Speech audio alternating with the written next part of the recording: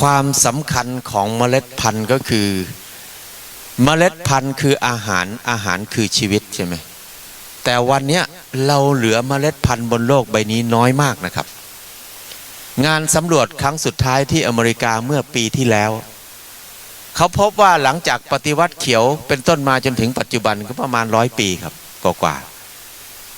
มนุษย์ได้สูญเสียพันธุ์พืชที่เป็นอาหารมากถึง 94% ครับตอนนี้เราเหลืออยู่แค่ 6% เท่านั้นเองฉะนั้นเราจึงไม่มีความมั่นคงเหลือในเรื่องอาหารแล้วตอนนี้ฉะนั้นแต่ก่อนเรากินเยอะมากข้าวหลายสายพันธุ์ใช่ไหมพืชผักปลาต่างๆเยอะแยะไปหมดเลยแต่วันนี้เราจึงเห็นแค่ปลาน้ำจืดอยู่ 3,000 ปลาดุกปลานิลและปลาทับทิมใช่ไหมผักเราก็มีไม่เกิน6 ชนิดที่เรากินเป็นประจำแต่ละคนไม่มีใครกินผักเกิน6 ชนิดครับในปัจจุบันอันเนี้ยคือการสูญเสียที่น่าเสียดายมากฉะนั้นเมล็ดพันธุ์เนี่ยมันสำคัญเพราะว่า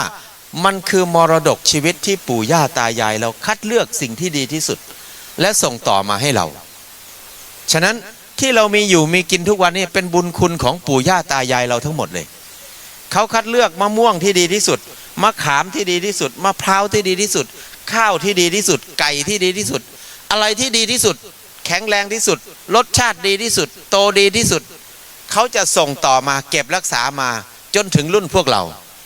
แต่พอรุ่นพวกเราปุ๊บปรากฏว่าไม่มีใครเก็บเมล็ดพันธุ์เลยเรามอบให้รัฐบาลกับบริษัทไม่กี่บริษัทรวมหัวกันเก็บแต่รัฐบาลกับบริษัททำตรงกันข้ามกับสิ่งที่ปู่ย่าตายายเราทำครับ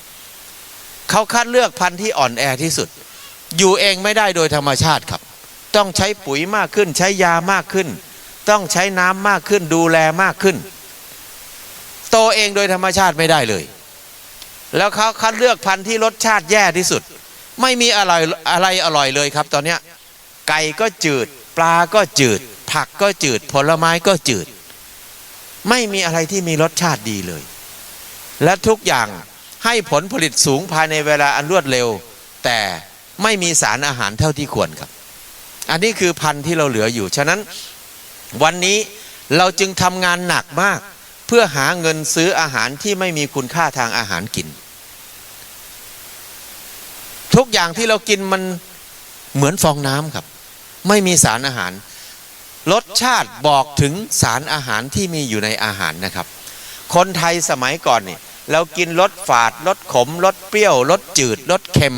ใช่ไหมผักแต่ละอย่างมีรสที่แตกต่างกันมากรสชาติที่แตกต่างมันบอกถึงสารอาหารที่หลากหลายแต่วันนี้ผักทุกอย่างที่เรากินคือจืดทั้งหมดไก่ก็จืดมากปลาก็จืดมากถ้าเราไปกินปลาช่อนในร้านอาหารเนี่ยมันจะต่างจากปลาช่อนกับที่เราจับในแม่น้ำมากไก่บ้านกับไก่ฟาร์มก็คนละรสชาติผักป่ากับผักปลูกก็คนละรสชาติเลยฉะนั้นมันเป็นการสูญเสียที่ลึกซึ้งและยิ่งใหญ่มากครับเพราะมันเกี่ยวโยงกับสุขภาพเราทั้งหมดนี่คือการสูญเสียที่สำคัญมาก